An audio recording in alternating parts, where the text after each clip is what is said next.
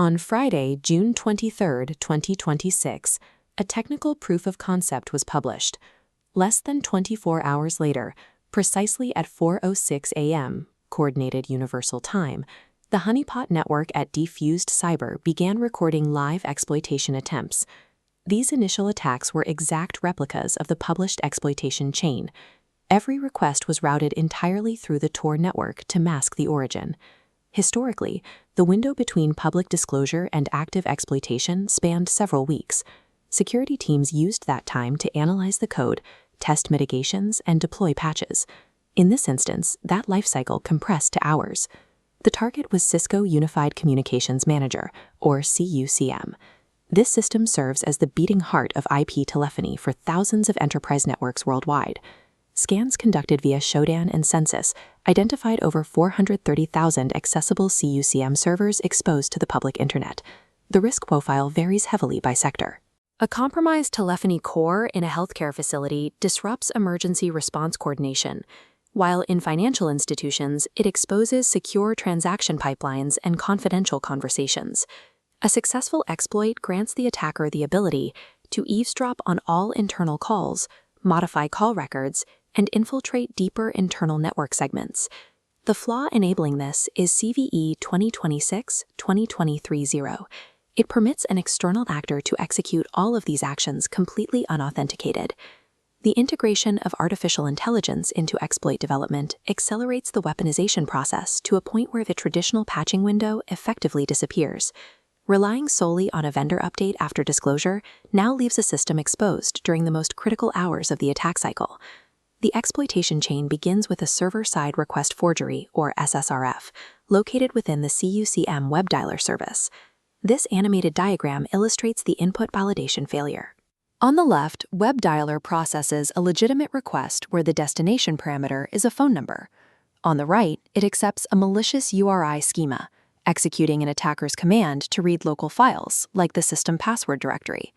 By supplying internal loopback addresses like 127.0.0.1 or localhost, they force the server to issue requests to its own internal interfaces. In Stage 2, the attacker redirects this forged request to target the internal Apache Access to web service framework, aiming to deploy a rogue service. They send a SOAP post request to the deploy service endpoint. This request contains a base64 encoded jar file, which installs the malicious service directly onto the system. Stage 3 establishes persistence. The newly installed rogue service executes a script to write a Java server pages, or .jsp file. This file acts as a web shell. It is intentionally placed into the public-facing Access to web directory, granting the attacker a direct, internet-accessible backdoor. Stage 4 achieves complete system control. The attacker passes standard Linux shell commands to the JSP web shell via simple HTTPS GET parameters. Because CUCM services operate with elevated privileges, the attacker leverages local kernel exploits or injects malicious cron jobs to secure persistent root access. This chain is devastating because the initial SSRF requires zero authentication. Perimeter firewalls inspect the traffic, see what appears to be a standard web request, and blindly pass the fatal payload to the vulnerable application logic. This Python code shows how hyperspeed weaponization occurs. The process accelerates the moment the academic proof of concept is pasted into a large language model context window. The first AI-driven enhancement is the implementation of multithreading. This allows an attacker to rapidly scan massive global IP ranges simultaneously, instead of pinging servers one by one. Next, the model adds evasion tactics. It generates randomized user agent strings to bypass basic firewall fingerprinting and wraps the payload in base64 encoding to hide it from intrusion detection systems. A highly organized criminal ecosystem absorbs these scripts immediately. Initial access brokers use these automated scanners to harvest root access across vulnerable networks.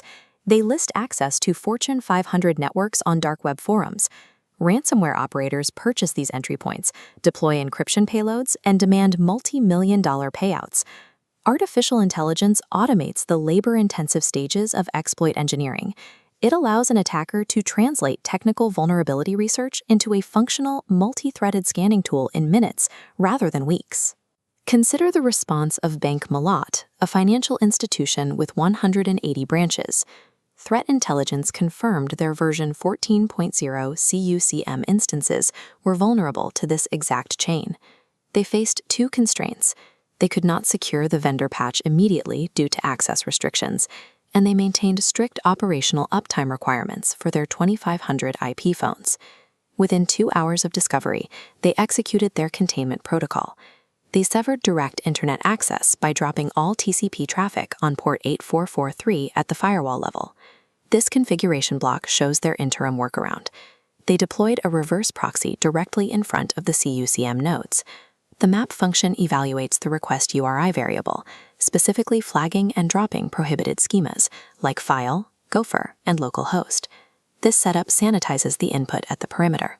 By strictly limiting the web dialer destination parameter to numeric values only, the proxy neutralizes the SSRF vector before it reaches the vulnerable application. Deploying a reverse proxy creates a controlled inspection point that addresses the specific logic of the SSRF attack. This allows the organization to maintain system availability while preparing for the multi-hour downtime required for a formal patch. Applying the vendor patch stops future exploitation, but it does not guarantee network integrity. If the server was breached during the 0-day window, the attacker's persistence mechanisms survive the update. This Splunk query filters Tomcat access logs to isolate signs of a previous breach. Security teams must hunt for physical indicators of compromise, specifically looking for .jsp files with generic names dropped into the Access2 web directory. Teams must check network-level indicators by auditing Access2 logs for unexpected deployments and monitoring outbound traffic directed toward known Tor exit nodes. Beyond threat hunting, organizations must abandon flat network topologies.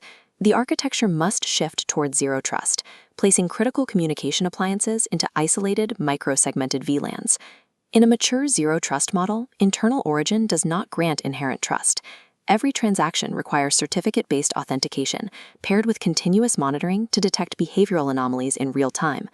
The CVE-2026-20230 crisis demonstrates that when exploit weaponization occurs in hours, perimeter defense alone cannot provide a sufficient safety margin. Responding to AI-accelerated threats requires internal segmentation and active monitoring, assuming an initial breach is possible.